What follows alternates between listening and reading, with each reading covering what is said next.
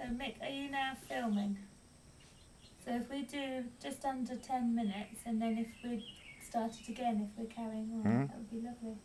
Is that okay, Bill? Sure. So tell me about Well, porches. What was that? Tell me about porches in your life. Porches. Well, I thought about a couple of things I wanted to tell you about. Our porch, my mother's porch, had one end that was blocked off so you couldn't access the porch with that end. And it always had a vine. And the vine grew up a trellis.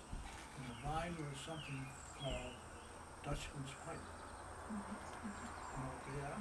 I don't. I'll have to look for it. Dutchman's pipe vine is required. If you could get one to grow at this late stage in the season, I remember a lot of it. It had not only this interesting flower, which looked like a Dutchman's pipe, but it had round, green, dark green leaves about this big. Oh wow. And so it shaded that end of the porch, and that was the end of the porch where weather came in. So if you got weather from the west, you got protection from rain. So it was rain, it was shade. Rain, it was shade. Privacy. Privacy, all kinds of things. I remember that, and I remember we went to great pains to make sure it got trained up the trellis every year. And So it my came daughter up. remembered that too. Okay. Beth, she Beth. remembered that. There may have been other vines too, but that was the main one that we looked for. Oh, along the front of the porch there was spirea. Spirea is? No. It's a bridal wreath. It's a white, small white flowers.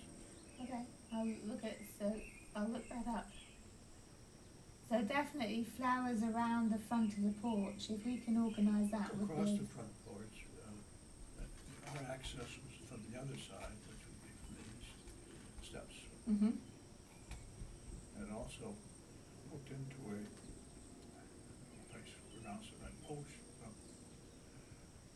place where you could park a vehicle under cover. Oh right. Oh, was a porte cochere. Yes, yes.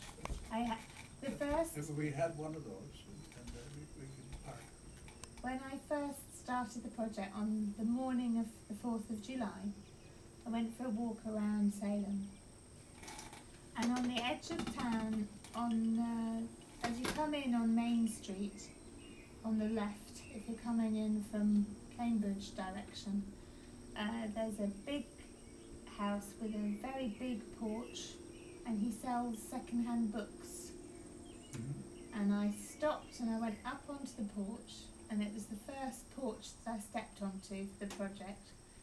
And I said, don't suppose you have any books on porches, do you? And he did. He did? Yeah. There was a sign. It was such, and in there was the little diagrams of, all different porches. There was the breezeway, the porte cochere, I've forgotten them all now, but there was the veranda, the patio, and then the porch, and the differences between them. We'll give you that. And I have to You say, have definitions on it. yes, although a porch has to have a roof, doesn't it?